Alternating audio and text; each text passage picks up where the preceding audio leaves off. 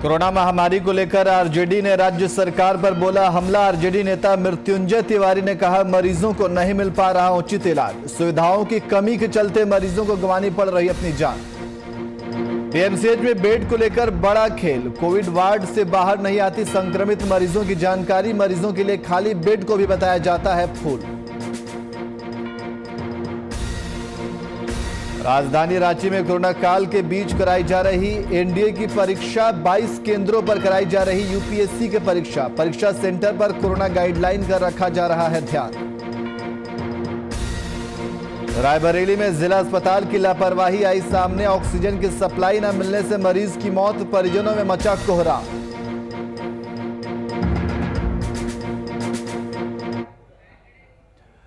नमस्कार, मैं नियाज खान और आप देख रहे हैं वीआईपी न्यूज। अब सीधे रुख करते हैं खबरों की ओर। बिहार में लगातार कोरोना संक्रमण के बढ़ते मामलों को लेकर सरकारी अस्पताल से लेकर निजी अस्पताल में केवल बेड ही फुल नहीं हुए हैं, बल्कि मरीजों को पर्याप्त ऑक्सीजन की कमी से भी हाहाकार मच गया है, जिससे सरकारी अस्पतालों की कमर टूटती नजर आ रही है। राजधानी पटना का दूसरा सबसे बड़ा अस्पताल और सरकार द्वारा घोषित कोविड-19 के इलाज को लेकर इसमें बृहद पैमाने पर कोरोना मरीजों के इलाज के लिए रखा गया था। बावजूद इसके यहां सुविधाओं की कमी के कारण कई कोरोना मरीजों को अपने जान से हाथ धोना पड़ रहा है। वहीं पर्याप्त ऑक्सीजन की कमी की वजह से एनएमसीएच के अधीक्षक डॉक्टर विनोद कुमार सिंह ने स्वास्थ्य विभाग के प्रधान सचिव को पत्र लिखकर कार्य मुक्त करने की मांग की है, जिसको लेकर विपक्ष अब सरकार पर हमलावर होते दिख रहे हैं। राजद के प्रवक्ता मृत्युंजय तिवारी ने सरकार और स्वास्थ्य विभाग पर हमलावर होते हुए क्या कुछ कहा, सुनिए।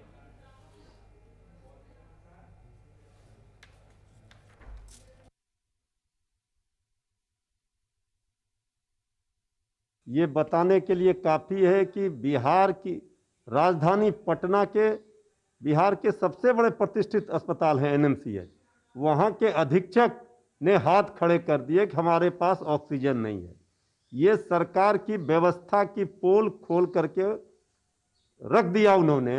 अब सरकार जो लंबे चौड़े दावे करती है,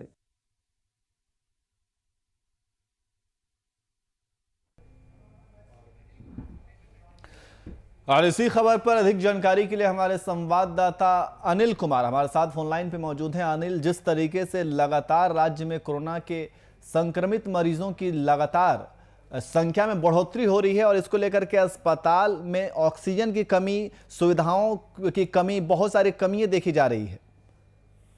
जी बिल्कुल न्याज, अगर बात करें हम इस वक्त के अगर आंकड़ों की, कोरोना मरीजों के आंकड़ों की, तो वो लगातार जिस तरह से बढ़ रहा है, बिहार का स्थिति जो है वो भयावह हुआ है। लेकिन ऐसे में अगर देखा जाए तो राजधानी पटना भी इससे अछूता नहीं है और यहाँ भी लगातार जो है कोरोना मरीजों की संख्या में इजाफा देखा जा रहा है।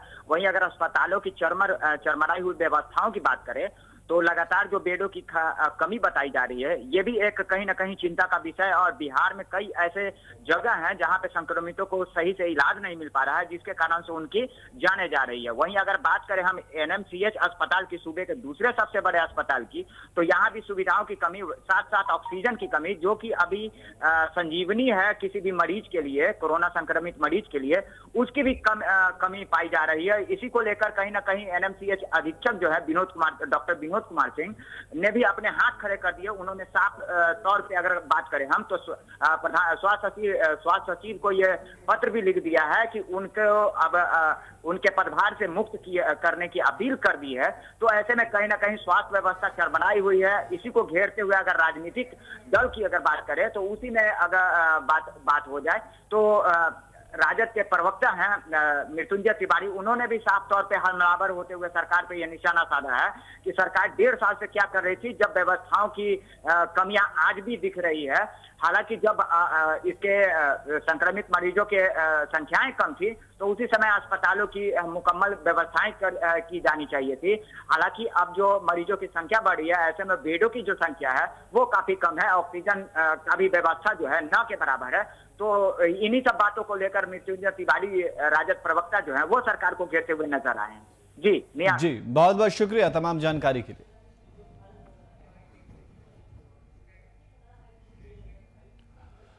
वहीं सीबीएसई आईसीएसई के बाद अब झारखंड एकेडमिक काउंसिल की ओर से भी मैट्रिक और इंटरमीडिएट की परीक्षाओं को फिलहाल स्थगित कर दिया गया है। जैक की ओर से नोटिफिकेशन जारी करते हुए कहा गया कि माध्यमिक परीक्षा 2021 और इंटरमीडिएट कला विज्ञान और वाणिज्य परीक्षा 2021 तत्काल प्रभाव से स्थगित की जाती है। तो हो गया, तैयारी लगभग हो चुका है हम लोग का एग्ज़ाम का। अगर एग्ज़ाम को टाल दिया जाता है कुछ दिन बाद, एक तो हम लोग का एग्ज़ाम फरवरी में होता था, इतना दिन के बाद हुआ है, तो हम लोग बीच में जो पढ़ाई बीच में थोड़ा सा भी रुका, उस कारण से कुछ बच्चे पढ़ नहीं पाए, किसी के पास फ़ोन नहीं था वो नहीं पढ़ पाए, किसी घर से परमिशन नहीं मिल पाया स्कूल जाने के लिए वो नहीं पढ़ पाए। और इस कोविड काल में हाँ कैंसिल कर देना चाहिए एग्ज़ाम। कैंसिल करने से ये फ़ायदा हुआ कि संक्रमण की रफ्तार रुकेगी, जिससे बहुत हद तक बहुत लोग को फायदा। अपने श्री हेमंत सोरेन जी से आग्रह करेंगे कि कोरोना महामारी जो है सो हम लोग का ये तीसरा डेट जो है कैंसिल हुआ है। एग्जाम हो पर ऑनलाइन हो, और बहुत से हम लोग में ऐसे भी बच्चे हैं जो कि एग्जाम नहीं होता है इस बार, तो जो है सो पढ़ाई अपना छोड़ भी सकते हैं। और ये कोरोना महामारी जो है अपना गाइडलाइन के साथ ही ले पर एग्जाम। वहीं आरजेडी सुप्रीमो लालू यादव को जमानत मिल चुकी है। ऐसे में पूरे आरजेडी परिवार में खुशी का माहौल है। इसी कड़ी में लालू यादव के बड़े लाल तेज प्रताप यादव ने अपने पिता की जमानत पर अपने सरकारी आवास पर आरजेडी कार्यकर्ताओं के साथ दीप जलाया। इस दौरान मीडिया से बातचीत के क्रम में उन्होंने सुशील मोदी द्वारा लालू यादव के बेल के ट्वीट को लेकर प्रतिक्रिया भी दी। वहीं कोरोना को लेकर सरकार को घेरा और साथ ही कहा कि लालू जी जैसे ही आएंगे नीतीश कुमार की सरकार गिर जाएगी, और नीतीश कुमार को पता हो गया है कि वो जाने वाले हैं।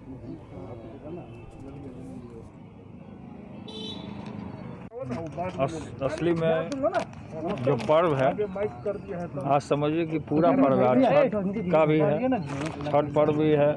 फिर से आज देखिए कि सब लोग कितने जो पार्टी के लोग हैं वो होली भी मनाने का काम किए हैं और सब पर्व त्यौहार भी मनाने का काम किए हैं। और मुसलमान भाई का रमज़ान भी है, रमज़ान भी मनाने का काम हो रहा।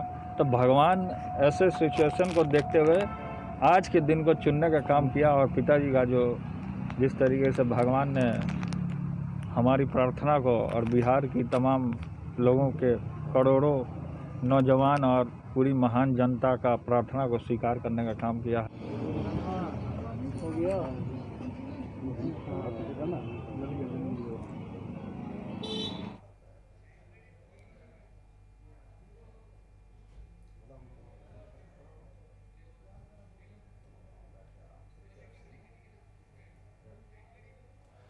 वहीं कोरोना संक्रमण काल के दौर में राजधानी के 22 केंद्रों पर यूपीएससी की एनडीए की परीक्षा संपन्न कराई जा रही है। परीक्षा 2 शिफ्ट सुबह 9:10 से लेकर दोपहर 12:30 बजे तक और दोपहर 2 बजे से शाम 4:30 बजे तक होगी। कोरोना को देखते हुए परीक्षा सेंटर पर तमाम तरह की तैयारियां की गई हैं। सभी सेंटर पर आइसोलेशन रूम की व्यवस्था भी की गई है। यूपीएससी ने सभी सेंटरों को मास्क, सैनिटाइजर, पीपीई किट के लिए अलग से पैसे दिए हैं। सभी सेंटरों को नजदीकी थाना से संपर्क बनाए रखने को कहा गया है, जिसमें एम्बुलेंस की जरूरत पड़ी तो थाना को सूचना देकर इसे पूरा कराया जाए।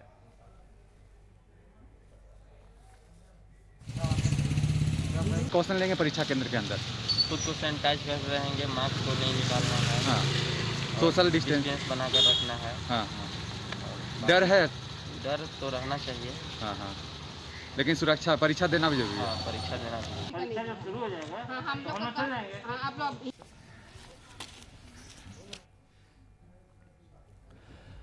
और इसी खबर पर अधिक जानकारी के लिए हमारे संवाददाता करिश्मा सिन्हा हमारे साथ फोन लाइन पे मौजूद हैं। करिश्मा, कोरोना काल के बीच एनडीए की परीक्षा कराई जा रही है, तो किस तरीके की व्यवस्था की गई है? जी नियाज, अगर बात करें कि किस तरीके से परीक्षा ली जा रही है या फिर अभी कोरोना काल का दौर चल रहा है, तो वहीं कोरोना को देखते हुए परीक्षा सेंटर पर तमाम तरह की जो तैयारियां है वो की गई है। और सभी सेंटरों पे, यहाँ के 22 सेंटरों पे, सारे सेंटरों पर आइसोलेशन रूम की जो है वो व्यवस्था की गई है। और किसी भी छात्र को अगर तबियत खराब लगता है तो उसे आइसोलेशन कक्ष में बिठाकर परीक्षा दिलाया जाएगा। और अगर बात वहाँ के निरीक्षक जो वहाँ पे तैयारी करवा रहे हैं या फिर जो वहाँ पे टीचर्स है जो वहाँ उपस्थित है, उन लोगों को पीपीई किट दिया गया है ताकि जो संक्रमण है उनको रोकथाम करने के लिए वो एक अच्छे से एक पहल की जाए। जी न्याय जी, बहुत बहुत शुक्रिया तमाम जानकारी के लिए।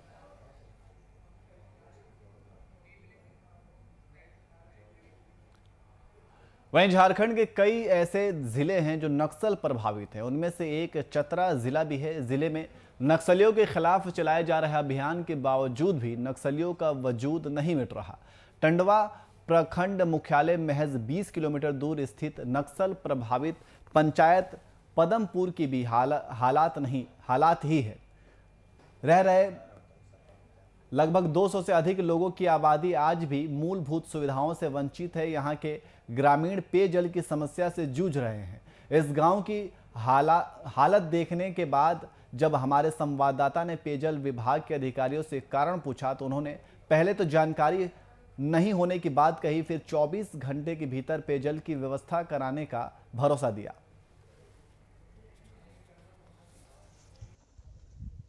अभी पता चल रहा है तो उसको जल्द से जल्द जो है सो जाके 24 घंटा में जो भी नलकूप होगा आसपास उसको बना के चालू करके पानी की व्यवस्था किया जाएगा। कुत्ता बिलाई सब यही ला पानी पीता, वही ला पानी पीते हैं। माल व मवेशी पीता है, वही ला पानी पी रहे हैं। बहुत यहाँ तकलीफ है, पानी का कुछ का साधन नहीं है। वोट लेने के लिए तो बोलता है वोट दे दीजिए सब कुछ कर देंगे, और वोट लेके चल जाता है तो कुछ नहीं करता है कि पुल देंगे तो रोड देंगे। अब वोट लेने समय आता है तो कुछ नहीं करता है। पानी का बहुत तकलीफ है। सब जगह जनमीनार दे दिया है लेकिन हम लोग के गांव में जनमीनार नहीं दिया है।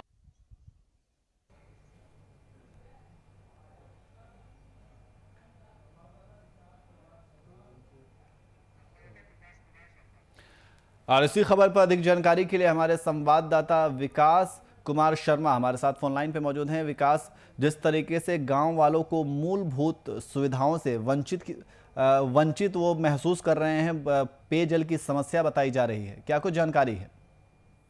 जी सर, मैं बताना चाहूंगा कि ये गांव पहले से ही अति नक्सल प्रभावित क्षेत्र के नाम से जाना गया है और हाल ही के दिनों में यहाँ पर नक्सलियों का भी तांडव देखने को मिला।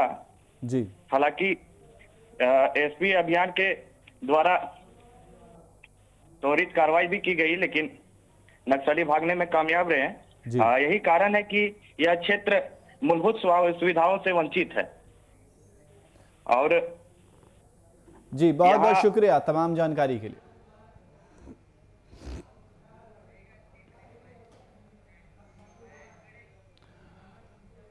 वहीं रायबरेली के जिला अस्पताल में देर रात ऑक्सीजन प्लांट खराब हो गया, जिसके चलते जिला अस्पताल में कई भर्ती गंभीर मरीजों को ऑक्सीजन की सप्लाई न मिलने से कई मरीजों की मौत हो गई। मरीजों की मौत के बाद हड़कंप मच गया। आनन फानन में ऑक्सीजन सिलेंडर मंगवाकर सप्लाई शुरू कराई गई, जिससे मरीजों को राहत मिली। वहीं ऑक्सीजन प्लांट अभी तक नहीं बन पाया है। इधर ऑक्सीजन सप्लाई बाधित को लेकर जिला अस्पताल प्रशासन पल्ला झाड़ते नजर आए।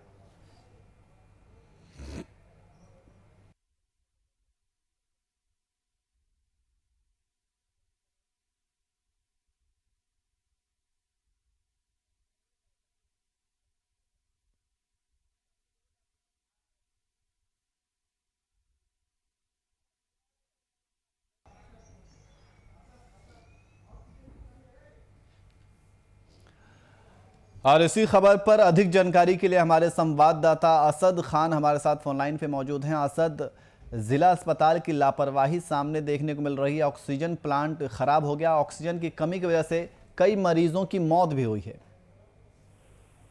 जी बिल्कुल नियाज, जिस तरह से रात में ही ये सूचना मिली है कि ऑक्सीजन प्लांट में खराबी आ जाने के कारण और तकरीबन 8 मौतें अभी लगभग जानकारी के अनुसार बताई जा रही हैं, लेकिन जिला अस्पताल इस पर कुछ भी बोलने को तैयार नहीं। नियाज जी, तो कितने लोगों की अभी तक मौत हुई है और क्या ऑक्सीजन प्लांट जो है मुहैया कराने के लिए क्या कुछ किया गया है वहां पे?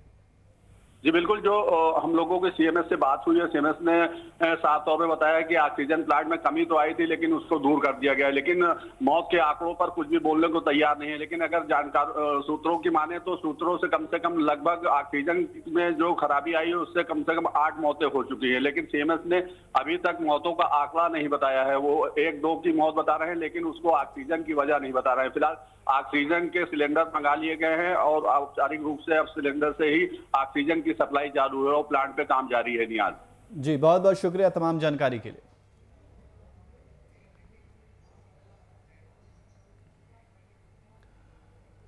वहीं मधुबनी के झंझारपुर नगर थाना पर रामनवमी को लेकर शांति समिति की बैठक की गई। बैठक की अध्यक्षता अनुमंडल पदाधिकारी शैलेश कुमार चौधरी ने किया। इस दौरान उन्होंने मौजूदा लोगों से कोविड-19 के नियमों का पालन करने की अपील की और कहा कि कोविड को लेकर सतर्कता बरतते हुए रामनवमी और नवरात्र को लेकर किसी भी प्रकार के जुलूस निकाले जाने पर पूर्ण प्रतिबंध है।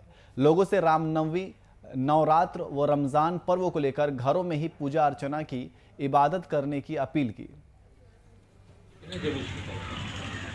हमें कोरोना गाइडलाइंस के हिसाब से ही त्यौहार मनाने की मजबूरी है।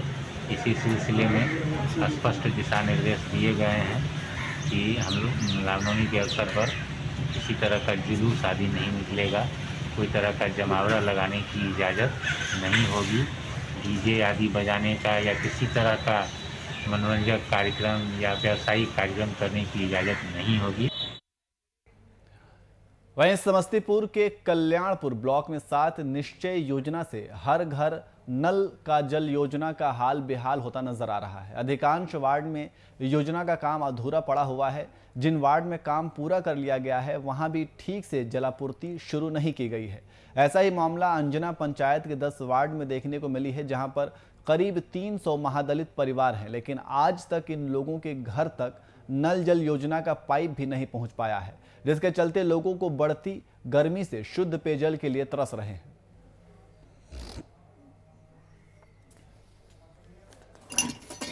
अजना पंचायत जो है, अजना पंचायत के वार्ड नंबर 10 में 2 से 3 हज़ार का आबादी आता है, जिसमें जल नल लगा लेकिन अधूरा ही लगा और 300 परिवार के लोग जो है लगभग वो वंचित हैं इससे अभी तक, और 2 साल हो गया लगे हुए भी। हम लोग मुखिया और वार्ड मेंबर, वार्ड सचिव को सारा बात कहे, लेकिन वो मानने और कहने के लिए तैयार नहीं और कहे कि आप लोगों को जहाँ जाना है, जो करना है कीजिए। और अभी तक पानी जो है हम लोग आधा से 1 किलोमीटर दूर जा कर के लाते हैं। जो नल जल से पानी एक तो हम लोग वंचित हैं ही, और चांपा कल भी जो था वो 1-2 साल में सूख गया, अभी तो बिल्कुल सूख गया।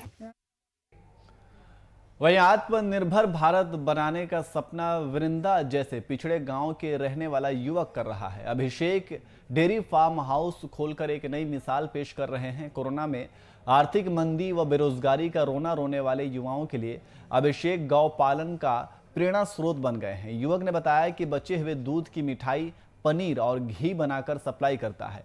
अभिषेक के इस काम को काफ़ी सराहना मिल रही है और ग्राहकों को इसे काफ़ी पसंद कर रहे हैं। अभिषेक ने अपने डेयरी फार्म हाउस के माध्यम से 1 दर्जन से अधिक युवाओं को रोजगार भी दे रखा है, जिससे उनके परिवार का भरण पोषण भी अच्छे तरीके से हो रहा है। अभिषेक के इस कार्य की सराहना पूरे प्रखंड के लोग कर रहे हैं।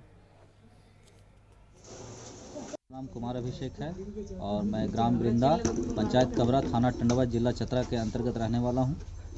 और आप लोग जो अभी हमारे डेयरी फार्म हाउस को देखने के लिए आए हुए हैं, यह डेयरी फार्म हाउस हमारे पिताजी के द्वारा स्टार्ट किया गया। पिताजी का नाम श्री विनय बिहारी शरण हुआ। यह लगभग 3.5 वर्षों से यह डेयरी फार्म हाउस चलाया जा रहा है। हमारे यहाँ लगभग 100 गाय हैं और प्रत्येक दिन हमारे यहाँ 400 लीटर, 350 से 400 लीटर की दूध की उत्पादन होती है। जहाँ तक मुझे जानकारी है कि अभिषेक जी गौ सेवा के माध्यम से, गौ पालक के माध्यम से एक नया रोजगार खड़ा किए हैं और उस कार्य में सैकड़ों युवाओं को भी नौकरी दिए हैं। ये बहुत अच्छी बात है। अभी पूरे देश दुनिया में एक कोरोना काल में विपरीत परिस्थिति चल रहा है। आज जो लॉकडाउन है, इसके वजह से हजारों नौकरियां चली गई हैं, हजारों युवा हमारे बेरोजगार बैठे हैं। ऐसी स्थिति में यदि अभिषेक जी एक साहसिक पहल किए हैं कि गौ सेवा के माध्यम से हम अपने वहीं बिहार सरकार ने कोरोना वायरस संक्रमित मरीजों की संख्या में लगातार इजाफा होते देख इसकी रोकथाम के लिए नई गाइडलाइन लागू कर दी गई है। बता दें कि इस गाइडलाइन को 30 अप्रैल तक लागू किया जाएगा, जिसके आलोक में सीओ ललित कुमार सिंह और थानाध्यक्ष राजेश कुमार पूरी तरह से थाना क्षेत्र में अलर्ट होकर पूरे बाजार क्षेत्र समेत ग्रामीण क्षेत्रों में माइक से प्रचार प्रसार किया। मौके पर सीओ ललित कुमार सिंह ने सरकार की नई गाइडलाइन की जानकारी दी, तो वहीं थाना अध्यक्ष ने गाइडलाइन उल्लेखन करने वालों पर कार्रवाई की बात की। ताकि हम और थानाध्यक्ष महोदय दोनों अभी माइकिंग करा रहे हैं, कोरोना के प्रति सब लोगों को जागरूक कर रहे हैं ताकि सब लोगों को ये बताया जा सके कि कोरोना की दूसरी लहर प्रारंभ हो गई है और इसमें काफ़ी तेजी से कोरोना बढ़ रहा है, जिसके चलते हम लोगों को सावधान रहना है। सभी को दिशा निर्देश दी जा रही है कि सावधानी बरतें, मास्क पहनें, दूरी बना करके रहें और ये भी बताया जा रहा है कि 7 बजे के बाद जैसा कि सरकार की गाइडलाइन है, दुकानें बंद रहेंगी, केवल जरूरी सामान का दुकान खुली रहेगी। तो छूट दी गई है, यानी शादी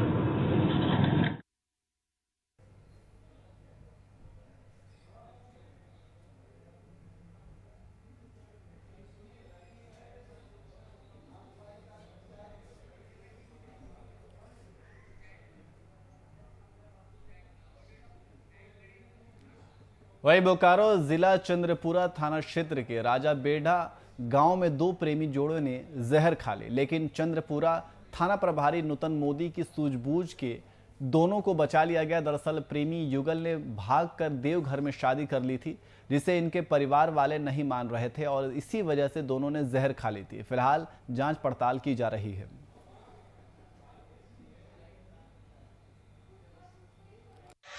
क्या मामला है जहर खाने का? राजा बेड़ा के लड़के हैं राजू सिंह, ऑलरेडी शादीशुदा है। वो नीमा को लेकर के 14 तारीख को चला गया था, बेघर में शादी कर लिया। ऑलरेडी शादीशुदा है, इसीलिए जब कल लौट करके रात में आया तो उसके परिवार वाले लोग सब विरोध करने लगे, जैसा कि वो बतला रहे हैं। तो इसी वजह से आज मॉर्निंग में पूरे फैमिली से बात करने के बाद वो दोनों साथ में जहर खा लिए। इसकी सूचना मिलने के बाद हम लोग तुरंत पहुँचे। वहीं बेगूसराय में खुलेआम सड़क पर एक युवक के द्वारा पिस्तौल से गोली चलाने का वीडियो सोशल मीडिया पर वायरल हो रहा है। युवक शराब के नशे में धुत होकर गोली चला रहे हैं। गोली चलाते हुए किसी ने उसका वीडियो बना लिया और उसे सोशल मीडिया पर डाल दिया।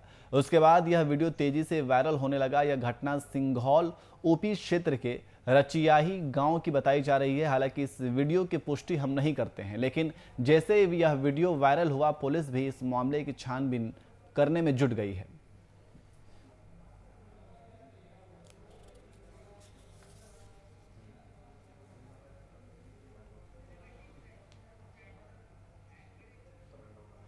वहीं छपरा शहर के मुफस्सिल थाना अंतर्गत दही यामा हनुमान मंदिर के समीप स्थित सिद्धि मेघा मार्ट पर देर शाम 2 बाइक सवार 4 की संख्या में पहुंचे अपराधियों ने बमबारी कर मेगा मार्ट में लूटपाट करना शुरू कर दिया। अपराधियों द्वारा फेंके गए बम से सिद्धि मेगा मार्ट संचालक और उनके कर्मचारी जख्मी हो गए। दोनों को जख्मी हालत में छपरा सदर अस्पताल में भर्ती कराया गया, जहां उनका उपचार चल रहा है। इस सूचना के बाद मौके पर पहुंची पुलिस बयान दर्ज करने के प्रयास में लगी हुई है।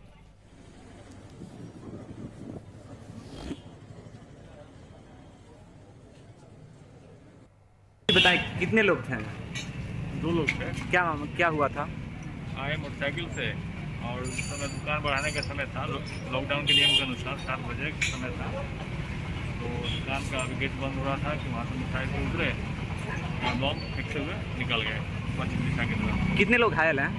2 लोग घायल। दुकान बंद करके हमारा भाई जा रहा था, बंद कर रहा था, तब तक जो है सो 2 मोटरसाइकिल से लोग आया, आके बम चलाना शुरू कर दिया। कितने लोग घायल हुए हैं? 2 लोग घायल हुए हैं। अच्छा, क्या नाम है आपके भाई का? भाई का नाम हमारा केदार सिंह है। अच्छा, और एक आदमी और एक जो है सो कर्मचारी है, ऊँचा लगाता है, झाड़ू लगाता है। क्या नाम है उसका? उसका नाम है राजकुमार राम। वहीं सहरसा बेखौफ चोरों ने बंद घर को निशाना बनाया। चोरों ने बंद पड़े घर का ताला तोड़कर नकदी समेत लाखों के सामान पर हाथ साफ किया है। सूचना मिलते ही मौके पर पहुंची सदर थाना की पुलिस मामले की जांच में जुट गई है। वहीं चोरी की घटना के बाद डॉग स्क्वाड की टीम भी मौके पर पहुंची और मामले की तफ्तीश में जुट गई है।